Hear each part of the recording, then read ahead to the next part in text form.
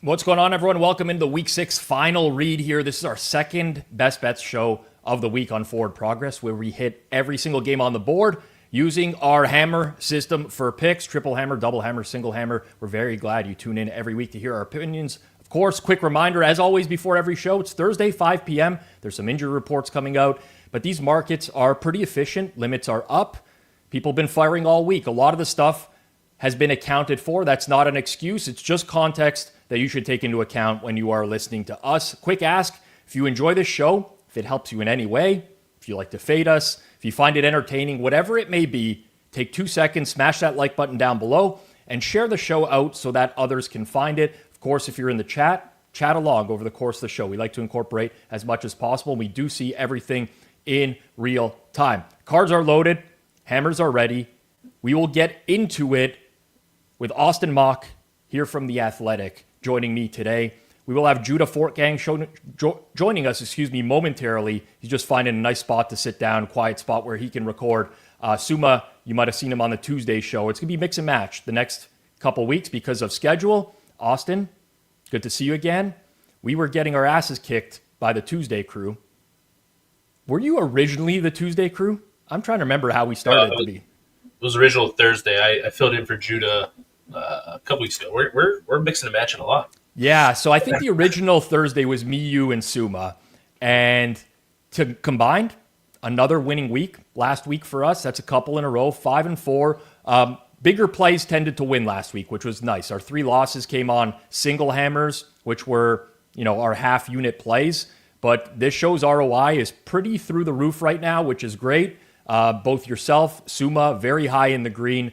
So hopefully we can continue that going forwards. Per usual, we're going to go through every single game on the card, and we're going to start with Denver and the New York Giants, this one being played overseas again. It'll be a big step up in class for the Jets offense. They've faced one of the easiest defensive schedules in football. Now they draw a Denver unit that ranks pretty highly in every defensive metric and player personnel as well. When you look at the Denver Broncos defense, taking a look at the current market at FanDuel, Broncos laying 7 minus 118. Total in the game is 43.5. I'll let you kick this one off, Austin. Broncos, Jets, anything you're eyeing here?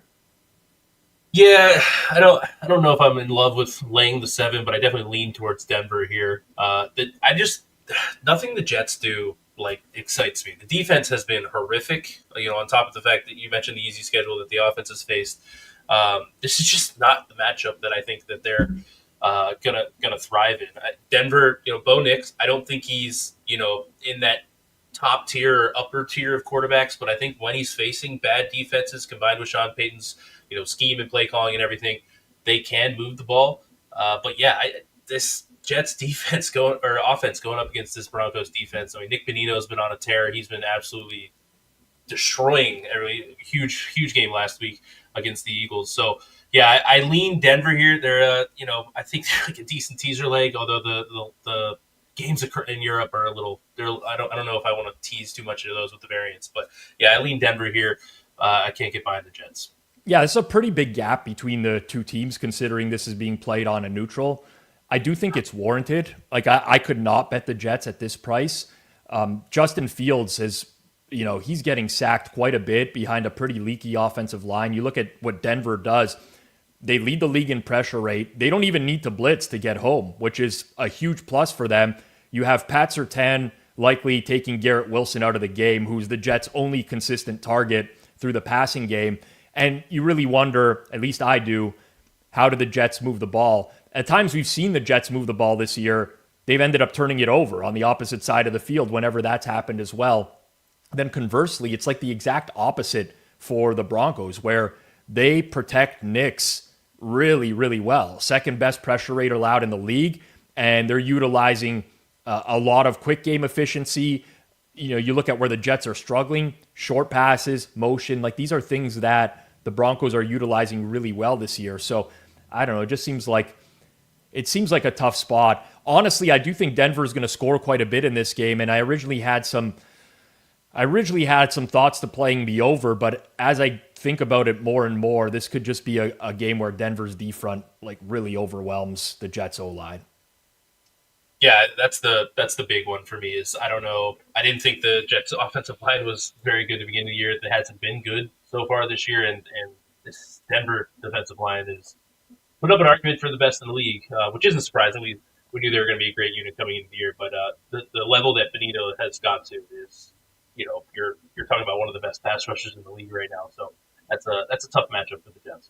Yep, totally agreed. We'll move on to the rest of the slate on Sunday, and the Cleveland Browns traveling to Pittsburgh to take on the Steelers. Now, at this point, it's very likely accounted for in the market, as we've seen some Pittsburgh steam in the last day or so, but this is pretty brutal scheduling for Cleveland. Third straight road game, fresh off a London trip, facing a rested Steelers team off a bye.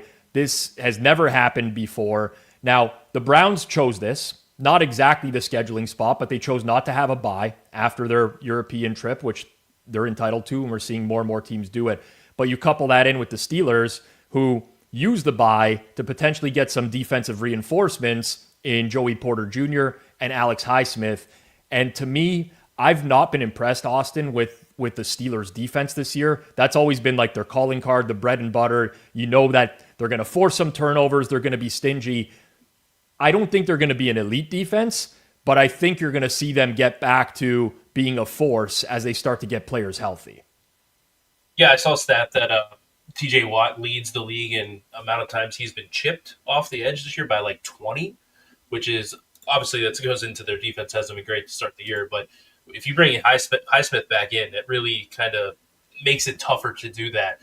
Or you're at least just letting Highsmith tee off, and he was having a pretty good start before he had the eye ankle sprain. So, yeah, that defense, I don't know if I love them. I lean Pittsburgh, but I think Cleveland with the quick throws with Gabriel and everything might work out here, to alleviate that pressure. I think Pittsburgh's definitely weak in the secondary. Mm-hmm. Porter getting back is a big one, but if you can negate the pass rush, like that's where the Steelers, if the Steelers are going to become that elite defense, it's going to be Watt, Highsmith, Herbig's been great, Hayward, they're going to be the guys that dominate this, and I wonder if the Gabriel quick throws and getting the ball out quickly and navigating the offense that way would help here. But numbers lean Pittsburgh. I don't know if I'm interested in, we're seeing 5.5 juiced at FanDuel here. I don't know if I'm in love with that, but little bit of a numbers lean to the over. I make this about 39.5, but I don't. It's just nothing I want to do, because if both defensive lines show up, this game's like 17-14. Yeah, but you could potentially get like the volatility and turnovers and short fields and stuff like that from generated turnovers. I'm with you. My number's a bit over the 38.5 total. I just can't get myself there yet. I will say I don't like the Steelers offense, but the one thing that Aaron Rodgers does at this point in his career is he gets the ball out quick. I mean, he has a very low ADOT. I think it's lowest ADOT in the league. I could be wrong on that, but he's getting like a ton of yards after catch production from this team.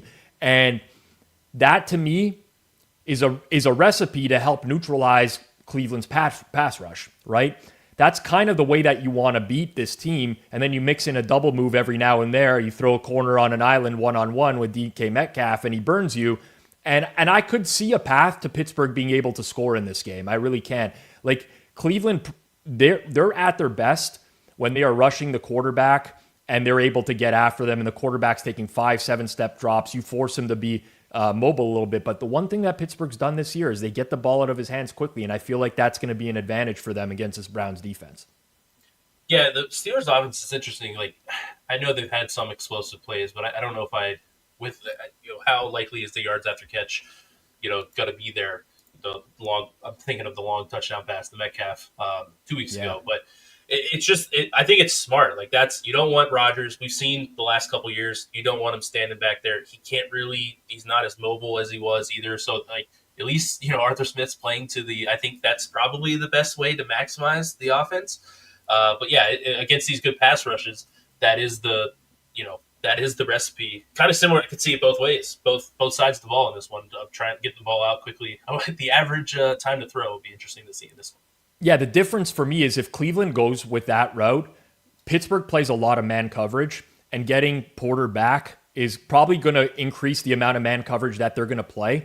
And the Browns receivers are getting the least separation in the entire NFL right now. So it's a little bit different for Pittsburgh, who's been winning off the line against a lot of these teams, versus Cleveland, who has not been. And when they have been, they've mixed in a bunch of drops with that as well. Like this to me, numbers wise, I think we're fine where we've settled in the market right now. But the more and more I think about it, my hesitation is always just with Cleveland in terms of, or Pittsburgh in terms of like winning by margin. And now there's so many ways I can actually see them win this game by margin. You have like Dylan Gabriel, first career, like true road start in probably one of the most hostile environments, a head coach that's done really well against rookies in the past. And I don't know, like that seems to, that could be a very big challenge, I think, for Gabriel. Yeah, that's, it's the true road start, I think, is big. And I always go back to, like, I don't have the data on this, but the rookies or first-time starters kind of have, like, a bump early. And then, hey, we get one game of tape on, we get 2 games of tape on, and you can adjust to the tendencies that they like. So, yeah, there might be something to, hey, rookies tend to like to do this. Tomlin has figured that out because of his track record there.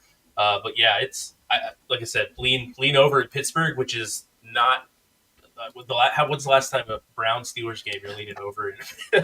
When was the last time the Browns scored 20 points in a game? I mean, it just doesn't happen. So you're like really reliant on Pittsburgh to score. But we'll get into more games and we'll welcome in Judah in just a second here. But a reminder, FanDuel is making Week 6 even bigger with a chance to win a share of $2 million in bonus bets tonight. That is right, $2 million. Here's how it works. It's pretty simple. Opt in. Place an anytime touchdown score bet on Eagles-Giants using your profit boost.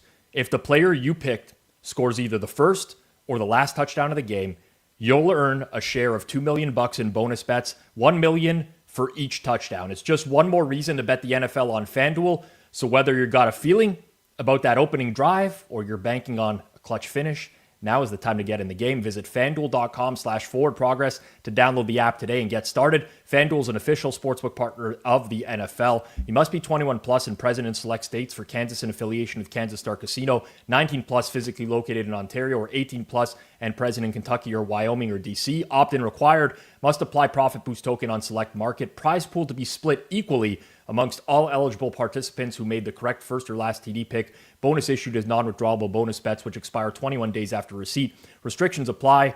See terms at sportsbook.fanduel.com. If you have a gambling problem, call 1-800-GAMBLER. Visit fanduel.com/RG. Call 1-888-789-7777 or visit ccpg.org/chat in Connecticut. mdgamblinghelp.org in Maryland. Hope is here. Visit gamblinghelplinema.org or call 800-327-5050 for 24/7 support in Massachusetts. 1-877-8-HOPE-NY or text HOPE-NY in New York. Call Connects Ontario at 1-866-531-2600 or visit connectsontario.ca. This is a great time to welcome in Judah here because Judah often is pretty good with this type of stuff. We got this FanDuel promo tonight, Judah. I'll ask you too as well, Austin. Any dark horses that we like for first or last TD tonight? Judah, I'll throw it over to you. I mean, last TD's got to be a Will Shipley game here. I feel like that is a real kind of full circle moment, kind of Boston Scott against the Giants. But I see this as there's a real potential here for the Eagles to kind of win this game handily and for Will Shipley to get some run at the end against a really terrible Giants run defense. I think this is, in many ways, both in terms of the matchup and also just as a nice ode to our friend Boston Scott. A nice little look here. Yeah, those were a classic with Boston Scott. Austin, anything on your end? I'll go, the typical garbage time score. I'll go Bo Collins for the Giants' last touchdown. Last touchdown. Last touchdown. We'll go 27-1. We'll take it. All right. We're going to get into a game here where we got a lot of opinions on. So Judah's on just in time. And that's the Chargers and the Dolphins. All the early action that came in this week was towards Dolphins and the under. We now see the total sitting sub 44 at 43.5. Chargers minus 4.5, minus 102 at FanDuel. The talk the last week for the Chargers has been, what is their protection going to look like on the O-line? Joe Alt still dealing with the high ankle sprain. They're making a switch at center as well. Andre James is going to take over there. It's been kind of ugly for them. Austin, I'll start with you here, though. I kind of thought like the Chargers were in control last week, and then eventually Quentin Johnston fumbled in the red zone, and then the wheels came off for the rest of that game, and they looked deplorable. You expecting a bounce back? This is an inferior opponent here. Yeah, I think I like the matchup for the defense. That's my biggest kind of edge in the game, if you will, just because it's easy to kind of dictate what Tua wants to do. And, without Hill, I mentioned this last week, their explosiveness could go down. Now, Darren Waller kind of offsets that with maybe some red zone efficiency. But I like the under here at 43.5, minus 108. That's my single hammer. Mainly, I think Minter is a good defense. I don't think the Chargers have the high-end defensive talent to maybe be as to hit their ceiling in this game, but I think the matchup with Tua not being the most explosive arm, and he's not going to be a guy that you have to worry about his legs. And then you brought up the protection. That's really where I think this edge is that I don't know what the Chargers they came out passing early in the year. The offense looked great. Offensive line fell apart. The Joe Alt injury has looked ginormous because they haven't been able to protect. They did have some plays, but they had tons of penalties on the offensive line where they got first downs and then they got called back. I just don't know. Jim Harbaugh's teams, they need strong offensive line play to move the ball, and I don't maybe Herbert against a bad secondary can do some great stuff, but I find a hard time against a sneaky Miami pass rush. I'm going under here as my single hammer play. All right. I played some under at this one as well. I'm not going to do the pat on the back, better number. It's just another plug for Sunday Reset with myself and Clive because the opener in this game was way too high, and sometimes you can get some early value. Judah, you also like something in this game. Austin single hammer on the under at current market price. You're looking at one of the money line prices on these teams.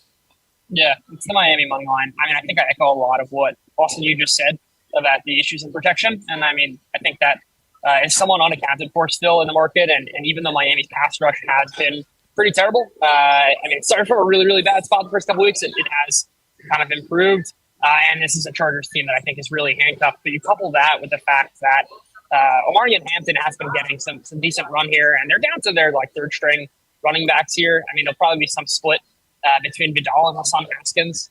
And I don't think it's a coincidence that those guys got zero work up until this week. And I think when you look at the Dolphins matchup, teams have been absolutely obliterating them via the ground, especially the last 2 weeks. And I'm not sure that the Chargers are going to be able to fully take advantage of that.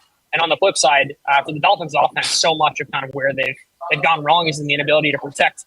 And I don't think the Chargers can get much of a pass rush going. That's been a major problem since Khalil Mack went down. Of course, they just went and got a Adolfo Owe, but I think that's kind of a more long-term play. You add it up, and I think this is a Chargers team that, you just add the numbers here. I can't get to where the market has the Chargers with the injuries, and certainly not in this matchup. So I don't hate taking Miami on the money line, especially at current pricing.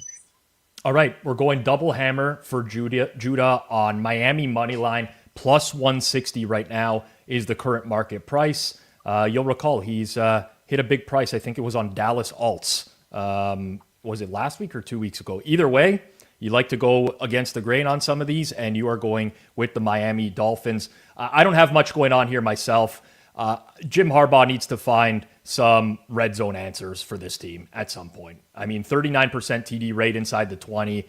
The O-line problems have been a big thing, and play calling has been a big thing as well. So until I see that sorted, I'm in agreement with Austin. I think the best way to play this is towards the under. Keep it moving along here. Just for full transparency, obviously those watching on YouTube, Judah's regular location today that he could record at was not available, so he's pivoted last minute. So he'll be in and out trying to find the best spots for his connection over the course of the show. But we're going to move along here. Speaking of good quarterback play, Drake May, pretty damn good quarterback play so far. He continues to look the part. He's been pretty decisive within that offense, gets creative as well when he's rolling out of the pocket. And as it stands right now, a little bit of an adjustment on this game week over week, and that's naturally going to happen when the Patriots beat the Bills. But New England's minus 3.5, minus 105 at FanDuel. Total in the game is 45.5, juice towards the over. I'll start with you here, Judah. I know a lot of people playing different sides in this game. I think it's easy to make an argument for either. What do you see between the Patriots and the Saints? Yeah, I mean, I'm fully aboard the Drake May train here. I think certainly last Sunday was kind of a big indicator, but even before that, if you look at kind of the body of work that Drake May has put in, this is a guy that has been an unbelievable creator, and a lot of the kind of in-scheme stuff has gotten better. But I think even if you look at both from a standpoint of projecting the Patriots' efficiency and also the signal it kind of reveals is that like the Patriots' pass rate over expectation has skyrocketed upwards. And I think it both reflects like an idea that the coaches understand that like Drake May's gotten better. I think kind of if you look at a kind of nice signal, it's just like how much the coaches trust their quarterbacks. And I think it's pretty revealing in that way. And also like, passing the ball is generally more efficient than running the ball. And the more passes you have, if you can get away with that with Drake May, the better off you're going to be. So I'm extremely bullish on this Patriots team. And while the Saints, I do think have surprised a lot of people in market, and I think the market's kind of caught up to them. I think they have them as kind of like a low 20s type of team. I don't have this as an official kind of play, but I'm very bullish on New England. It's a lot of upgrading, which I think is kind of lends itself to some sort of uncertainty on both sides. But a game I'm very excited for against the Saints defense has been, I think, pretty surprising. And let's really see if Drake May is this MVP candidate. Because if he is this MVP candidate, I'll plant my flag if that's a legitimate case. I think this is not a game that's 3.5.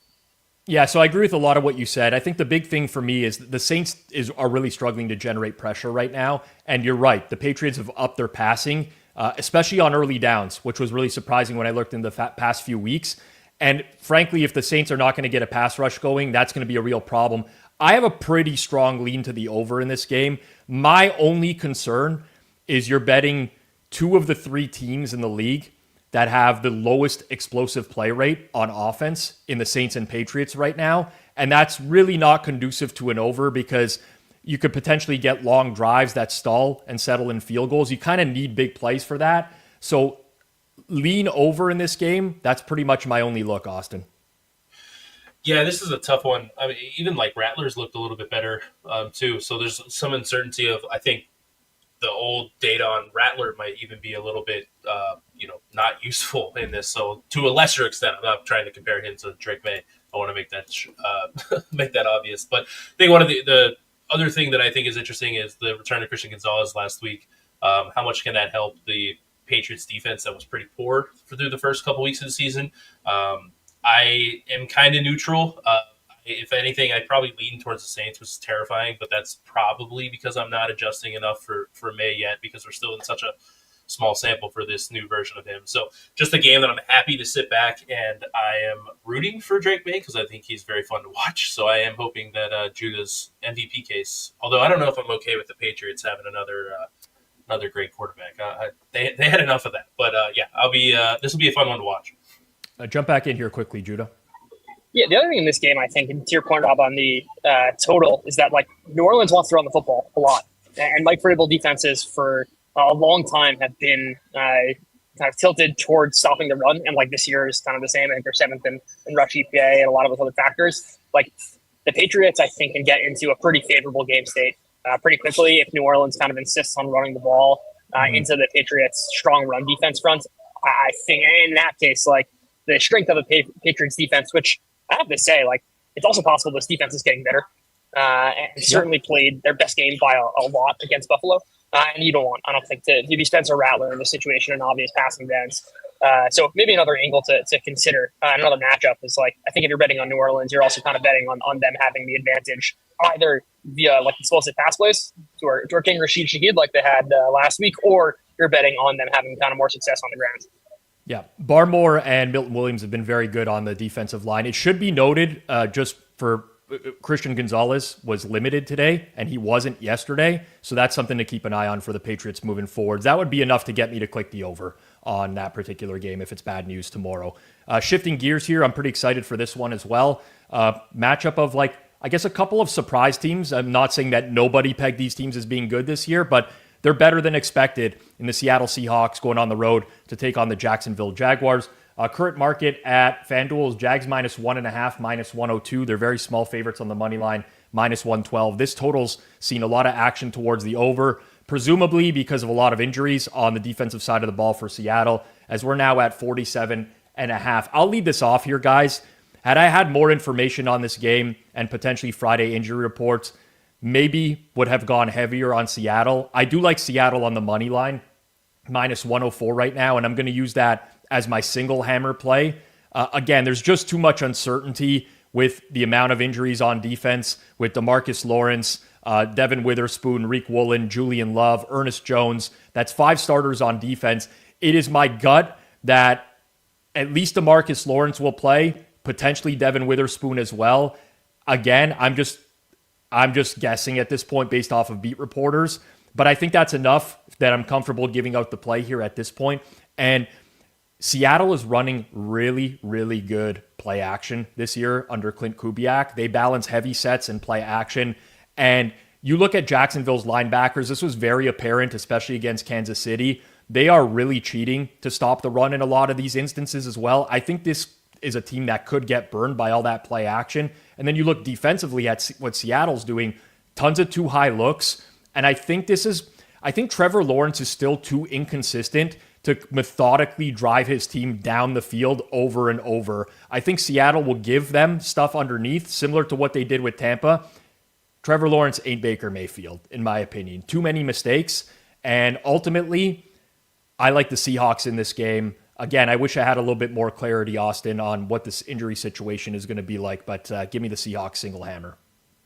Yeah, if I had to pick a side, Seattle would be the same. The thing, everybody's talking about the Jaguars defense and how good it's been and how surprising, and Devin Lloyd's been great. Like, are they going to keep this interception rate up? It's like that's probably not going to happen here, and that's a lot of their. If you take away turnovers, they're in like the bottom 10 of defensive, EPA per play and success rate. So I think this defense is a little overrated.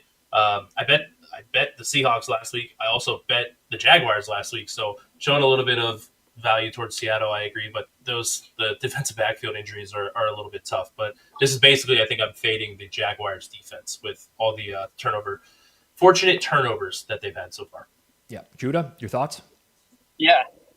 I think this is kind of a spot where we have to, at some point, change our priors, like Sam Darnold. And I think it's almost a bigger conversation about, like, I think we all have this tendency of, like, assuming that players are kind of frozen in time, that they don't change their play styles, both in terms of, like, how they attack the game. An example of that would be, like, Sam Darnold is throwing quick passes on 55% of his dropbacks right now. It's not a coincidence that his pressure to sack rate's much lower. It's not a coincidence that he's facing lower rates of pressure. His career average is like 37% here. That's like a kind of change in play style.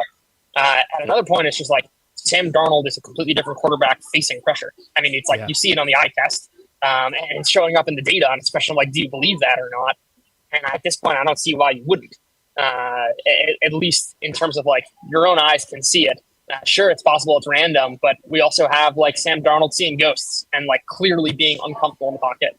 And it's possible that, I'm over-indexing on the recent results, but that's kind of the name of the game here. It's like the market has to deal with the same question, and we have to ask ourselves kind of where we stand. And I think for Darnold, you add both those pieces to it. Number one, the fact that like he's changed his play style. I think it fits a lot better to his strengths. You add in the fact that like, maybe it wasn't so wrong on the Saints last year as much as early. True. I'm just joking there, but it's kind of true. I mean, they don't lose Carr. It may be a different story.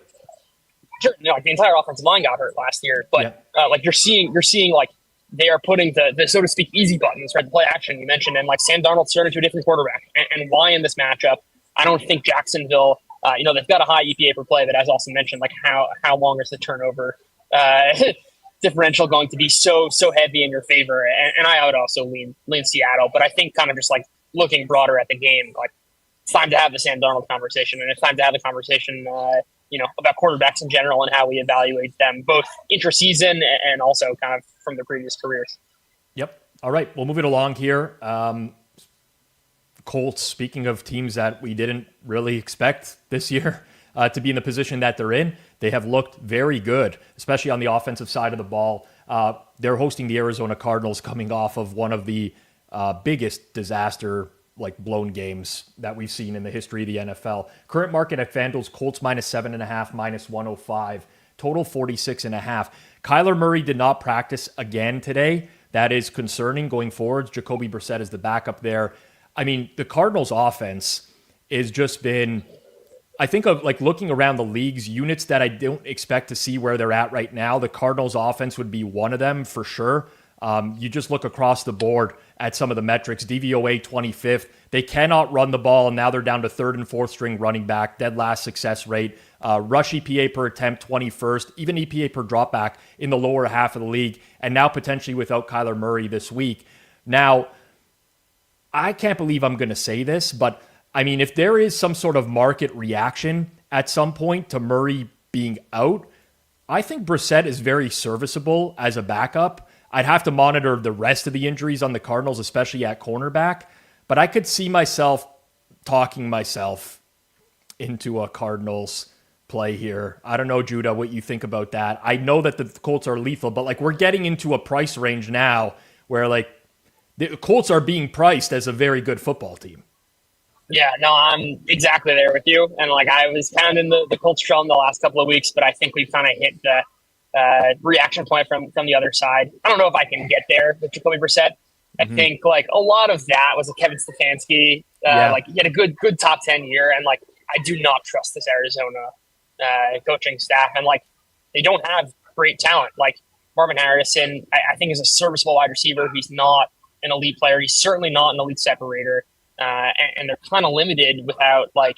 I think Clayton Adams, like the Clayton Adams effect is real. And not only is the run game kind of like the 32nd in success rate, but that's going to have second order effects to the rest of the offense. And like, I'm not a believer in the Cardinals team. I agree with you that the Colts love is, they're priced in now. Yeah. This is a team the market's cut up on. I can't make a bet here on either direction because of that. Austin, any read on this one, or is this likely a pass for you?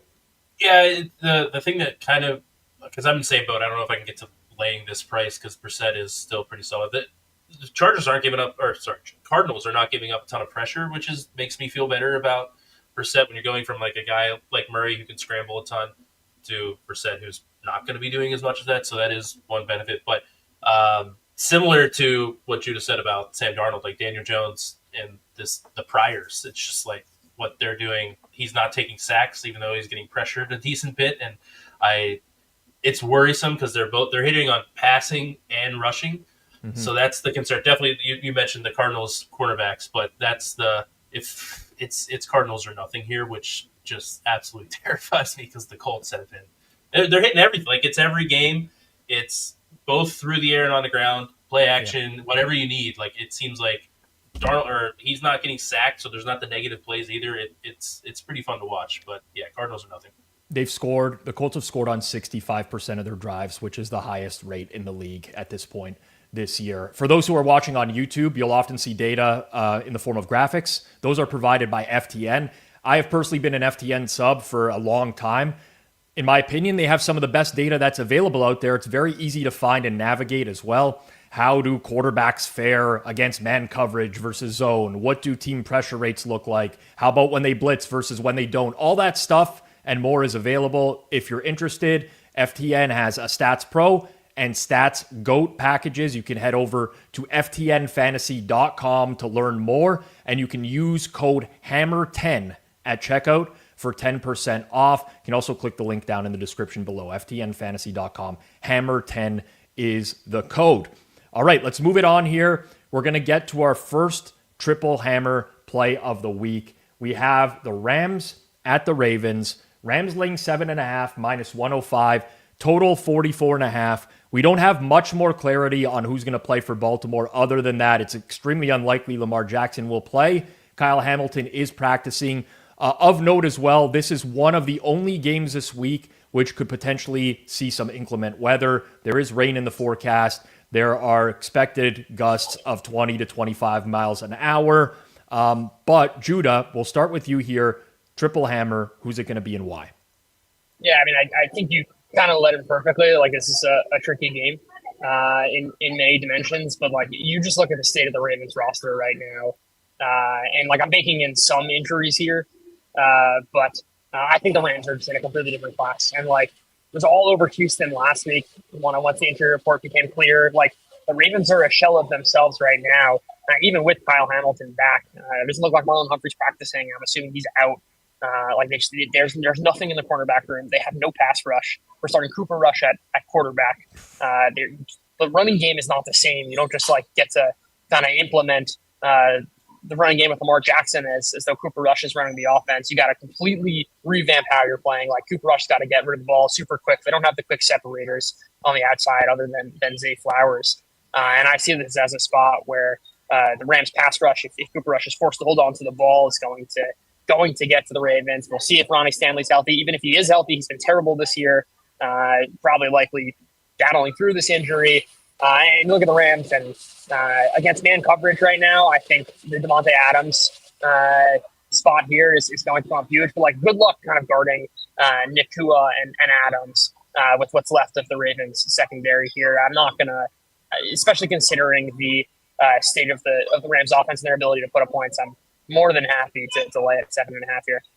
All right, Judah, minus 7.5. I will say Marlon Humphrey practiced today, but I know that last week when he was injured, they called it a multi-week injury. I feel like he's less likely to play than not. But personally, Austin, to me, I don't know how you could ever get me to bet the Ravens in this game unless it was like a monsoon, like the weather got so bad where, those types of games, they tend to shrink it a little bit. The total will come down, something like that. But aside from that, I don't know. Connor asks, why is Rush starting and not Snoop Huntley? I don't know if you guys have watched Snoop Huntley play in the last few years, but he's worse than Cooper Rush. And Cooper Rush is bad. That's my personal opinion. Austin, what are your thoughts here?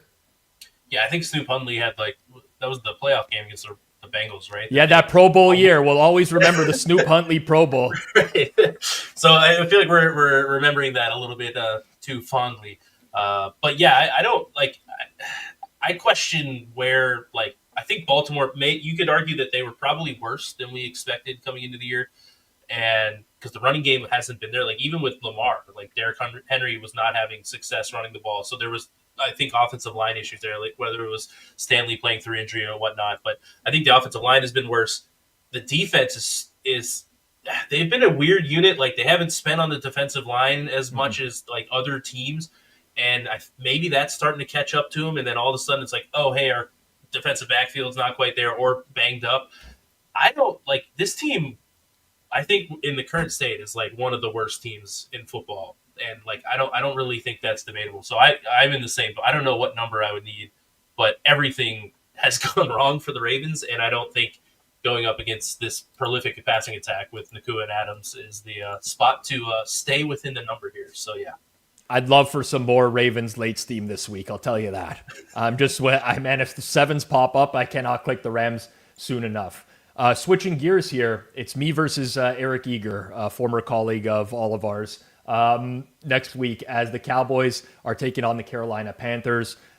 Dallas sitting -3, -120 at FanDuel right now. Total at 49.5. Austin, we might as well start with you here. I'll just let the cat out of the bag, but Austin had Dallas in his hammer selections this week, but we came to air -3, -113, moved to -3, -120, and we took it out. But you have a pretty strong lean to Dallas here, Austin.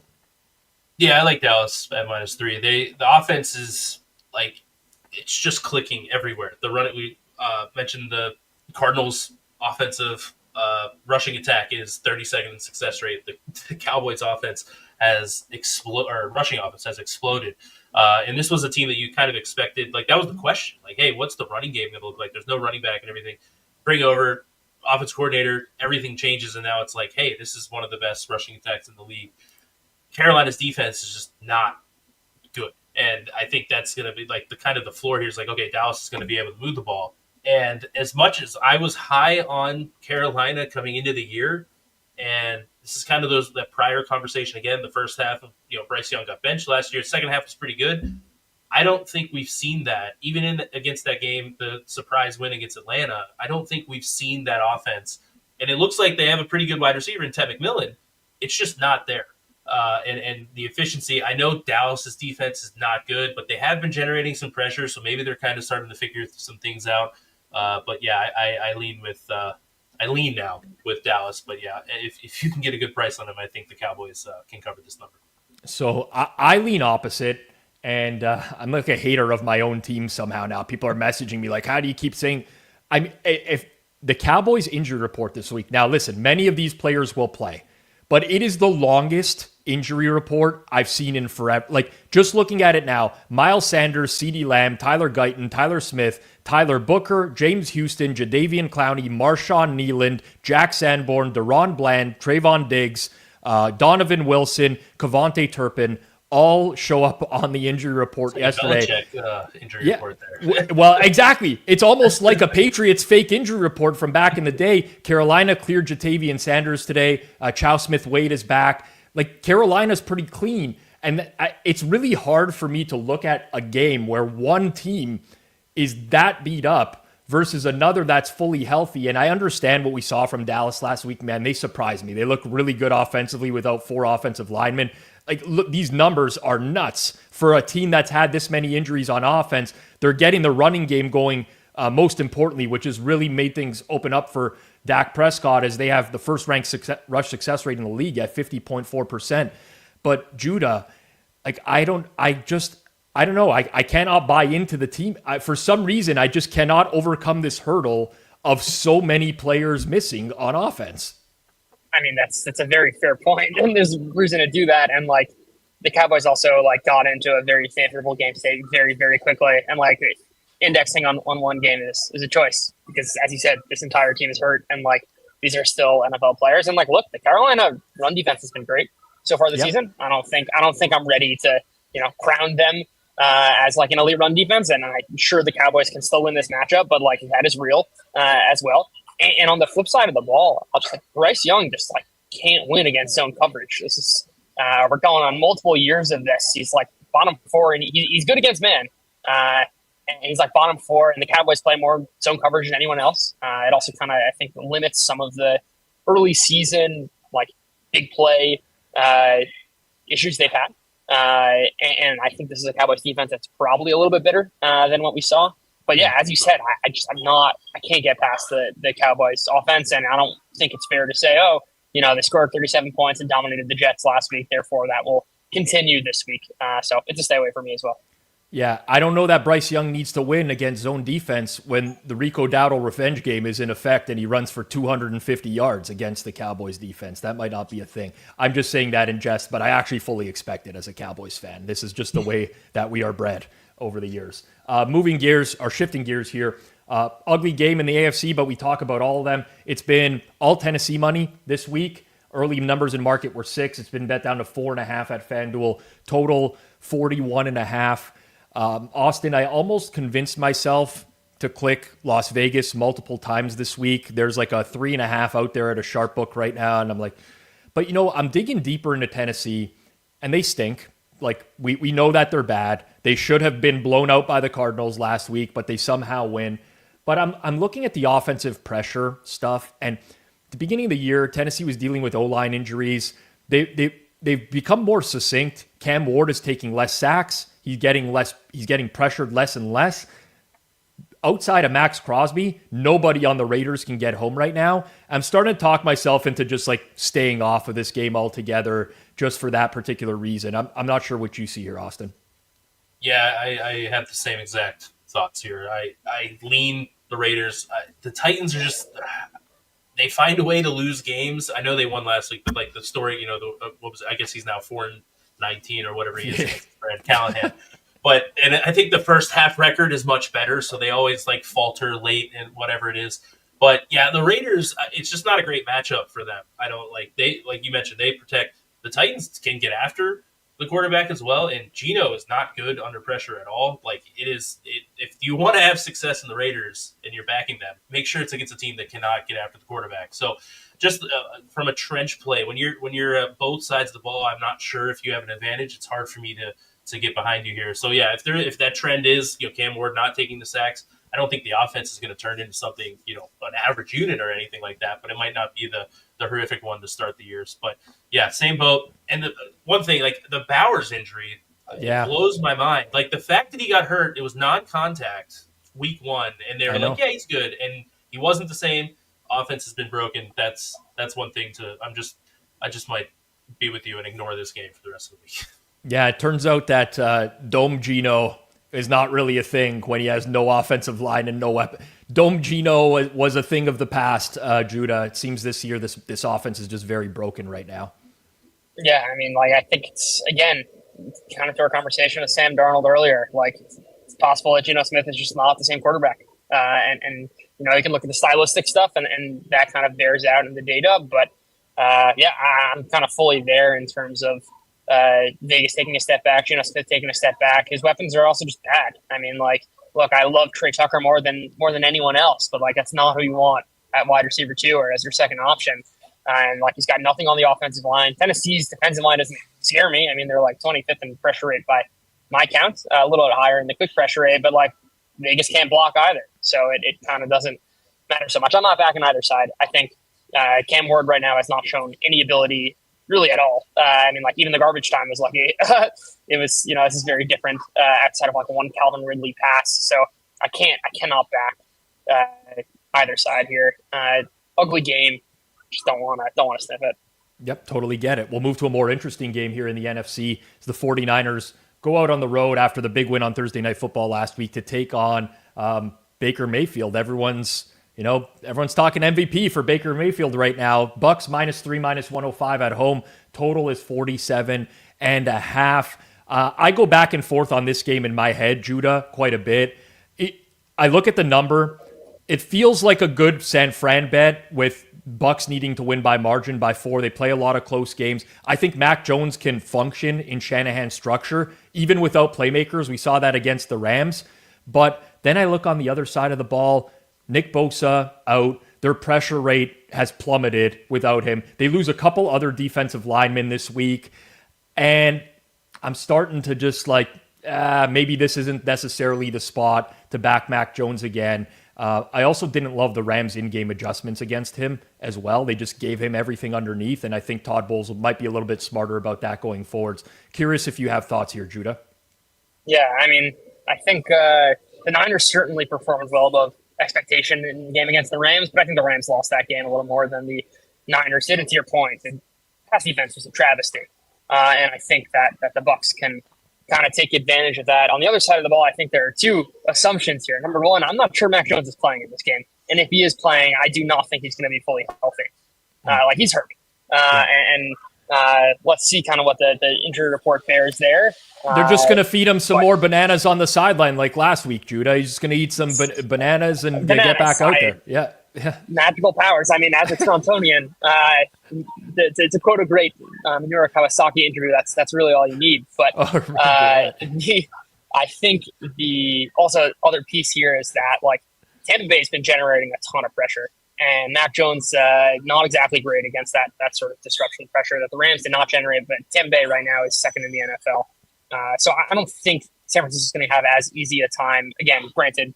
This does assume a lot of the weapons are out, and this equation does change should we get some news on the injury front. But, yeah, I'm going to take Tampa Bay kind of as my single hammer here. I think there's a lot of mass in Mac Jones not playing in this game, and if he is playing this game and being hurt. And I think the San Francisco pass defense is terrible, and the market has not really caught up to that, and I think Tampa Bay should fully be able to take advantage. And this defense, I think, matches up pretty well with Mac Jones' weaknesses. All right, single hammer for Judah. Bucks -3, -105. Current price at FanDuel. We saw head-to-head on the Tuesday show. Suuma on San Fran. Flup on Tampa Bay. Austin. Lots of opinions on this game. Curious if you have one. Yeah, I lean towards Tampa with Suuma there. Judah. No, both. Suuma was off. No, Suuma. Yeah, Suma's opposite. Yeah. So I was against Baker last week. You know, I mentioned he had 9 turnover-worthy plays through the first 4 games. I thought he was, just begging for interceptions to come up, and then he played like absolutely flawless last week and made me eat my words. So leaning with them this week, he probably has a bad game, but yeah, I think the Mac Jones. I think Judah's point is great. Like I always kind of like these injuries of. Definitely Mac Jones is like, I know it's not like, oh, how bad's a leg injury for him if he's not a mobile guy? Like, well, I think there's an argument where it could be worse sometimes because he can't move as it is. And now if he's less than 100%, then he's not going to be able to navigate the pocket at all. And if they take away the short stuff, which the Rams did not do, of course, then I do think that spells recipe for disaster. So yeah, I'm with Tampa here. San Fran's injury report's definitely something to keep an eye on, obviously. But yeah, it's Tampa or nothing for me as well. All right, we talk every game on the card, and that's going to include the Packers hosting the Bengals. Packers laying 14.5 minus 0.5. 44.5 is the total. Looks like best in market on the over right now at FanDuel, if you did want to bet the over in this game. So the Bengals offense ranks dead last in explosive play rate. They haven't scored 20 points in a game all season. The O-line is allowing the second most pressures in football. So what do? Just bring in a statue at quarterback in Joe Flacco. That's going to have to learn the playbook on like 3 days. Green Bay saw this guy already this year and completely shut him down in Cleveland. The Browns win that game on the backs of their defense having like a historically good performance. I mean, I don't know if you guys watch the Bengals defense, but they're not the Browns defense in my point of view. I don't know. Listen, numbers are numbers. You can play numbers or whatever. I just don't see any real path for the Bengals unless this is like garbage time, really. I see this as a very competitive football game. Matt LaFleur's offense uses a lot of motion, play action. I think they'll stress Cincinnati's defense. They don't even have like a defensive identity whatsoever, Austin. So to me, I'm very rarely the guy that's like, yeah, if I had to pick something, I'm picking like the biggest favorite on the board. But if I had to pick something here, I'm picking the Packers in this game. Yeah, this is you hit it on the head. I don't know what the path is. I have been like this Joe. I think I bet every Browns under with Joe Flacco at quarterback just because now they had a good defense to help that out. But he hasn't shown the ability to like play the quarterback at any serviceable level for quite some time. So I don't think like maybe a smart guy I guess can go into an offense. Maybe that's why he keeps getting passed around. You get a 50-yard DPI downfield 2 times a game maybe to move the ball. Right, but he cannot move. The Packers, I just think of the Packers pass rush and what he's gonna I don't know how many steps he takes after he reaches the end of his drop, but it can't be. It has to be the lowest in the league. He is a statue. It is a horrible matchup here. So I don't have a play here, but yeah, I don't know. What number do you need on Cincinnati here? Do you feel good with 17 in your pocket? I don't. I would bet 17, but I wouldn't feel good. I'll tell you that. I would feel miserable clicking 17, let alone, I mean, listen, not many games are going to land 15, 16 anyway, so I guess it's very similar. But, Judah, you got any thoughts here, or is this just a complete pass? It's a complete pass. I'm sorry, Cottage. I couldn't come through with a wild Joe Flacco SGP. I don't think Joe Flacco, Baker Mayfield just coming in there, ripping some comeback drives, some darts to Van Jefferson for game-winning touchdowns. It's a shame because I actually think if Flacco got there a couple of weeks ago, the vertical passing game that they tried against Denver and Detroit may have been a little more successful. I will say with 14 points, they still had Jamar Chase and T. Higgins on the field. It's not like they're completely devoid of talent, but I'm fully with you guys. There's only so much you can do in the first week. This is a terrible spot for the Bengals here. That's the same argument for it's the same argument for the Bengals every single week. It's like, well, you know what? The receivers can win on the outside. It's something, and then they just lose and they get smoked every single week. That's can't get the the ball to him when the Micah Parsons is in your face within 2 seconds. Yeah, when the Packers can rush 4 and get pressure on every single play, I mean, it's going to be tough for receivers to win in double coverage. But we'll see. I mean, it's the NFL. We saw Arizona, Tennessee last week. Crazy stuff happens every week. You never know. That's why we watch the league. We're going to finish up with the primetime games in just a second. But with football season in full swing and NBA tip-off just a couple weeks away, now is the time to lock in the BetStamp Pro prop screen. I assisted in building this prop screen. It's built for high-level bettors who need to spot and scale up edges fast. As more books take real money on props, prices are getting sharper, which means the window to exploit these inefficient numbers right now, you got to do it quickly. And you can't do that without a hyper-efficient, reliable true line that shows you the real market price in seconds across over 150 outs, helps you find and hit the best edges before the market moves. Don't wait. The window to capitalize on the prop market is right now. Visit betstamp.com/hammer.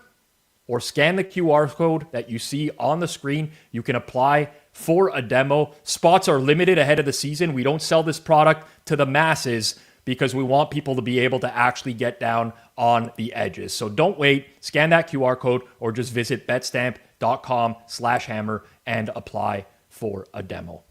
We'll do the primetime games in 1 second. Recreational player, thank you very much. Only 45 likes. What's going on here, people? We've had almost 1,000 people tune into this show so far across the platforms that we're streaming on. Just smash that like button down below, because then when we go off air, other people will find it later on. Helps us grow the brand. So please take 2 seconds, smash that like button down below. Sunday Night Football is the Lions and the Chiefs. Chiefs in primetime, back-to-back weeks. Lions offense looks like it's back in rhythm, but a lot of the talk surrounding this game is going to be the secondary for the Detroit Lions. Now, it should be noted for Green Bay, Xavier Worthy showed up on the injury report today. I think that's going to happen a lot of times over the course of the season. But with regards to the Detroit Lions, Terrion Arnold already out. Khalil Dorsey's been placed on IR. Ennis Rakestraw was on IR to start the year. It's DJ Reed on IR. It's potentially their 4 best cornerbacks, plus Kirby Joseph and Brian Branch are on the injury report as well at safety, expected to play. But we've seen KC money because of that, -2.5, -110. And we've seen some over money. And I'm going to start it off, guys, here, because I still don't think that the total is high enough in this game at 52.5, -110. So I'm going double hammer, and I'm going to continue to play this over here. I'm very impressed with Detroit's offense, but it's not just Detroit's offense. It's that Kansas City's defense is, I don't want to say a shell of its former self, but I think this is the weakest Chiefs defense we've seen in a while here. They've been way more exploitable on the ground than they have been in previous years. And the Lions are just a very good team in terms of scheme and generating open looks to receivers, even without Ben Johnson so far. So I like Detroit's path to success. And KC has shown now with the return of wide receivers to the lineup, they're looking a lot better. They're going to play a Detroit team without a lot of corners. Typically, Detroit plays a lot of cover 1, but if you look over the years, whenever they've had cornerback injuries, they go a lot of cover 3 instead. Patrick Mahomes thrives versus cover 3 looks. He has killed them, and even as he's gone downhill in his career, still kills cover 3. So personally, I see this as a game where there's a lot of points. I think the path to failure in this is Andy Reid settling for field goals, potentially, or Detroit going for it on 4th downs on the opposing side of the field and not making it. Willing to take that risk. It's all in my number. So I'm playing the over here, Judah. I'm curious what your thoughts are. Yeah, I mean, 52.5 is a lot for a Lions team that I think is going to try and run the football and should have some success doing there. But I'm with you on kind of all angles of this game, both in the Lions' injuries and the Chiefs' ability to move the ball, along with the Lions should have plenty of draft success. And I don't think that this is a Chiefs defense. I mean, Chris Jones has fallen off a cliff. This is a guy who was like, PFF grades aren't be-all and end-all, of course, but like it's a guy who is 88 to 90 for like 7 years and is a 57 right now. It's going to go a long way on the defense. I mean, I don't have any opinion on the total here. I think I would maybe lean Chiefs just given the state of the Lions injuries and like the strength of their defense right now is Hutchinson and Muhammad and like Patrick Mahomes. I think the one area of concern I had coming into the season was like Mahomes' pressure to sack rate was like 20% last year, but he was an outlier in a good way for the rest of his career. He's back down to like 10% this year. I think he'll be able to kind of scramble around and mitigate kind of the strength of the Lions defense and have his way with the Lions corners. So I guess I would lean Chiefs if I had to, make any play here. Austin, any thoughts on this one?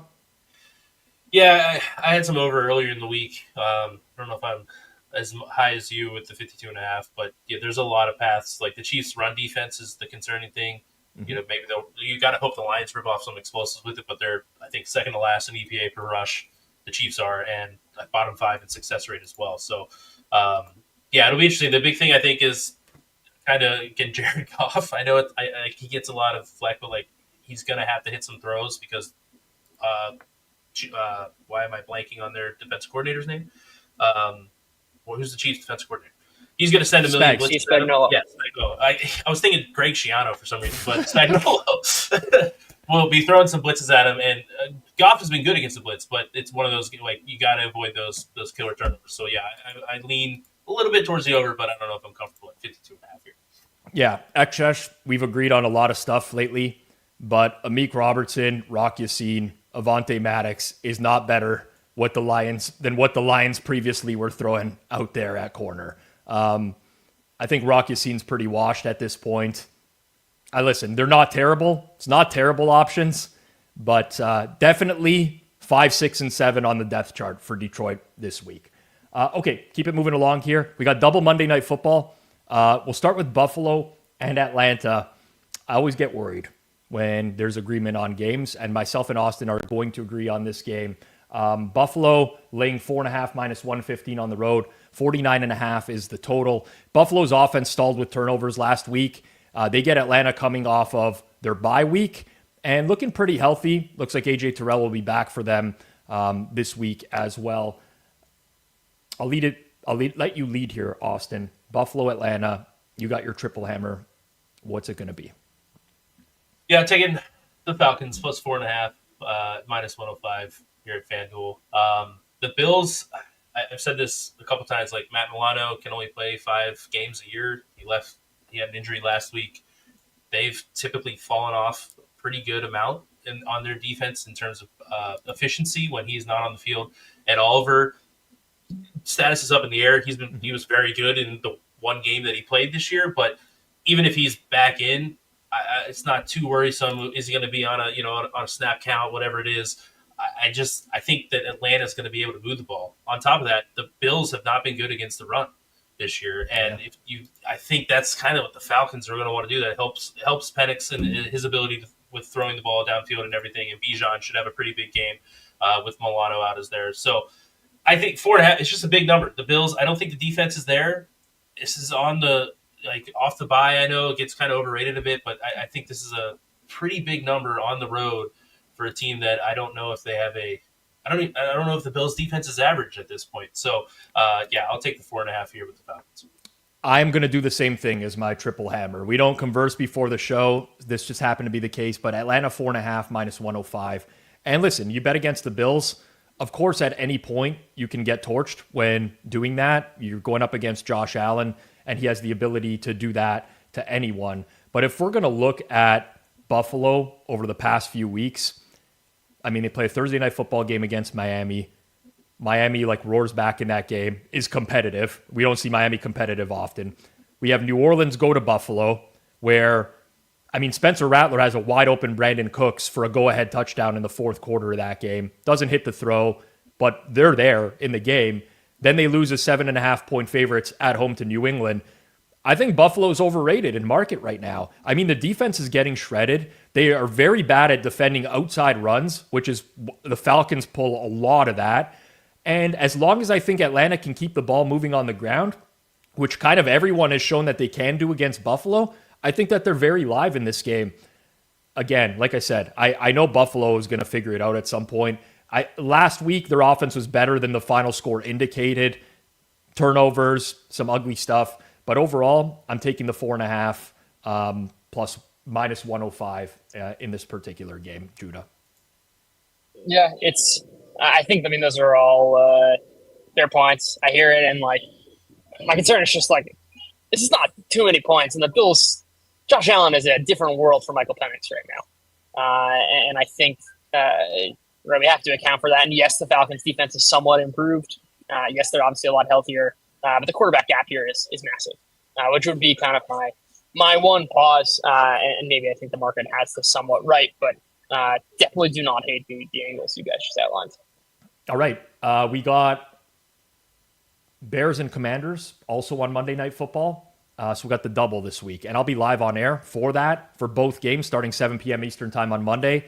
It's Canadian Thanksgiving, which I'm going to enjoy with the family during the day, but I'm going to watch some football at night with you guys. So if you want to join me for that, I will be there for that double Monday Night Football. Looking at that number in market right now, there was early Bears money and then a little bit of buyback on Washington. So we've seen kind of market support for both teams in this game. Commanders sitting at minus 4.5, minus 108. Total in the game, 49.5. And you also have an opinion on this one, Austin. Looks like you're going to have a lot of eggs in one basket in Monday Night Football here, cheering for both underdogs because you like the Bears. Yeah, Bears plus 4.5, minus 112 for my double hammer. It is concerning. I'll start with the concerning part first, is that the Bears have not been great against the run this year. They have been one of the worst units in the league. The Commanders obviously have been very good with running the ball. But I tend to think like the Bears offense has been better. Like I know people like brag on Caleb Williams and stuff, but Rome Odunze's opened up some things for them, and he's been very efficient when targeting him. And I think that's gonna, the Ben Johnson, everything, we're now a month into that scheme kind of taking over. So I think there's points there. I am not a fan of the Commanders' defense. I still remember like Bijan Robinson running past Bobby Wagner, and it was like sad to me that Bobby Wagner just can't hang with any speed. I felt really like it was like, dang, that's one of the best players is gone now. But I don't know if we're overrating it a bit with this Chargers performance. But like you said, the Chargers had that game under control and then it was like one turnover and everything fell off. So I think the Bears aren't going to have the protection issues that the Chargers are going to have. I think that kind of overrated the Commanders here for a little bit. So I'll be rooting for both dogs here. Plus 4.5, minus 112 on the Bears for my double hammer. Yeah, so Judah, I bet the Bears in this game as well at a very similar price to what's in market right now. Don't love seeing that necessarily. My thoughts early were the Bears, I think people generally overrate the bye, but I think there's certain teams where they're going in pretty injured. And like you look at Chicago prior to the bye, Darnell Wright was missing. Colston Loveland was out. TJ Edwards. Kyler Gordon hasn't played yet this year. Grady Jarrett is like semi-washed at this point, but he's also out. That's like 5 players that could potentially return to the lineup for them. We still don't know on Terry McLaurin for Washington, but there's a path where the Commanders just run the ball down the throat of the Bears because the Bears have had a horrible run defense all year. But you know what? The Commanders have to play defense as well. And I think what Ben Johnson is starting to do with that Bears offense kind of reminds me of Detroit, except the quarterback can't make as many throws. I'm still comfortable with that, honestly, getting 4.5 on the road. So I strongly lean to the Bears in this game as well. Yeah, I'd go Washington here. I think one of the main signals I was looking for last week with Jaden Daniels was like, is he going to run? So he went through kind of an injury in the middle of last season, and he just stopped scrambling.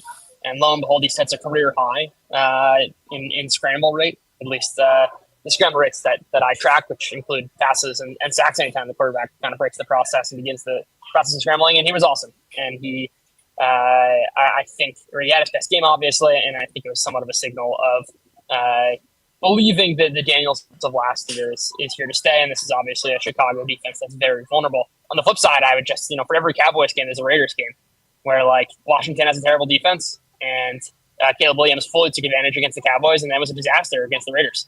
And I'm still not sold on his ability. He nukes too many plays for him to really take advantage of the Washington game. So a stay away for me, but would lean Washington.